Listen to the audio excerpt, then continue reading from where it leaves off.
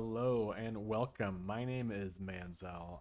This is Devlog number 0 for a new kind of game or a mechanic, really, that I'm going to work on.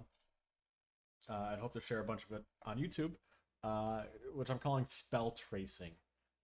So the idea of this game is you're some type of wizard or adventurer, and you need to cast spells to kill monsters or do other things.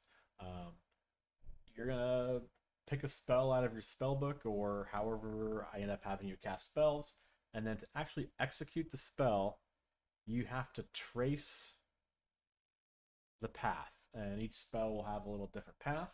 And how well you trace that path, including the timing, so there's going to be kind of like a follow the dot element, will determine how powerful your spell is. In addition, there are other effects that you can gain on your spell by hovering your mouse over or near these nodes, right now represented by these boxes. And so, the idea is you are making tactical decisions every time you cast a spell to try to make certain effects occur or stronger based on hovering near these boxes. Try to make your spell just better in general, by adhering more closely to the outline that you're supposed to trace. Um, and all in all, it'll be kind of hopefully a fun little system whereby you can feel like you are actually getting better at casting the spell as you get more practice with the timing, with the shapes, and so on and so forth. And also just to give kind of a meaningful skill curve to the players. We have some stuff working already. We're gonna go ahead and enter into play mode and check that out. So, um, right now we can't see this path. I'm going. So right now the ball goes pretty slow, and I'm just gonna try to follow it, get a really good score. You can see by the yellow particle effects that I'm pretty much right on it. So this 47% number that you see is the percentage of the time when I'm close to the ball, effectively.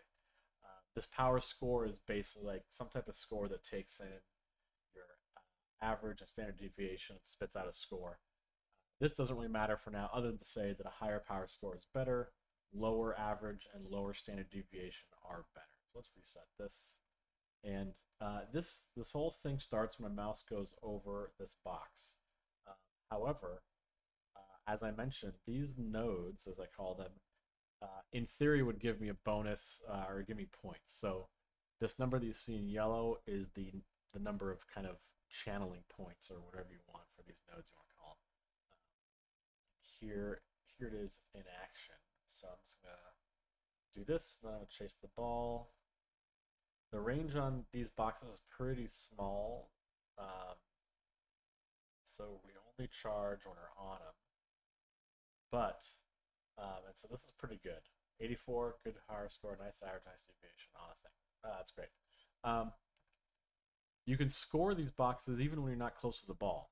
So, watch. For some reason, it didn't do that.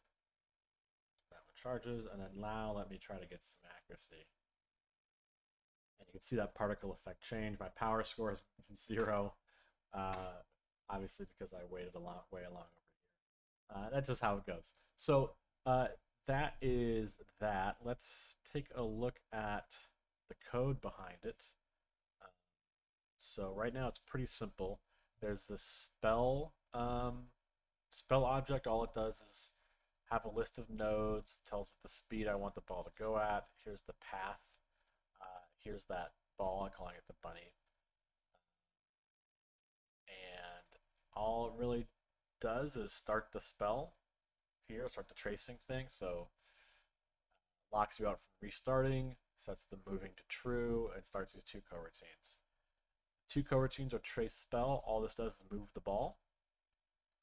And then also, for every node in our list, it tells them to do their charge thing, this accuracy monitor. The only difference here is the tracing and the moving happens every frame. You'll return null.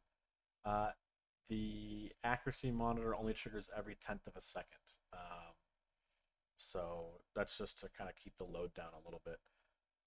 Not that I don't think this is anything close to enough math to slowing down, but I also just want a little more wiggle room, really, for the player um, to catch up or whatever.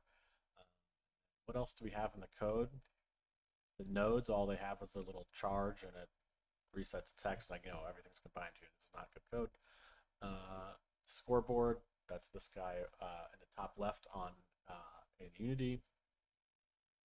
All this guy does is store its initial position and an average standard deviation extension methods. That's the entire project right there. So I'll be back to update you guys some more with maybe some graphics, some new code, all that kind of good stuff. But I just wanted to get episode 0 out there, so I can build some of my own excitement for this. So, anyways, if you watched, thanks for watching. If you have any ideas about how to structure this code, about the gameplay idea, I kind of imagine this as more of a turn-based game, so there's not a rush to get the spell done quickly while the enemy is wailing away at you or anything like that.